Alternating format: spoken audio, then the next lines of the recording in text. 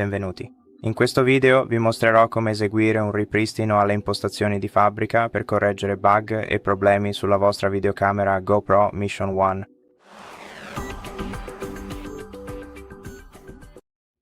Innanzitutto spegniamo la videocamera tenendo premuto il pulsante di accensione per un paio di secondi e rimuoviamo la scheda SD in modo che non venga formattata.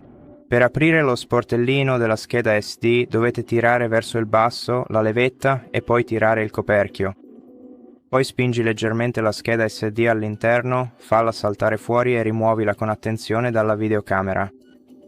Ora chiudi il coperchio, accendi la videocamera, quindi scorri verso il basso per aprire il menu delle impostazioni rapide.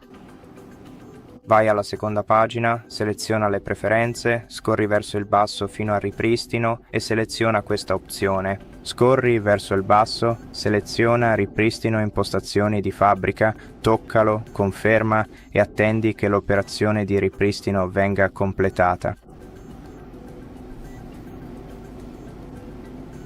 Ci vorrà fino a 1 minuto.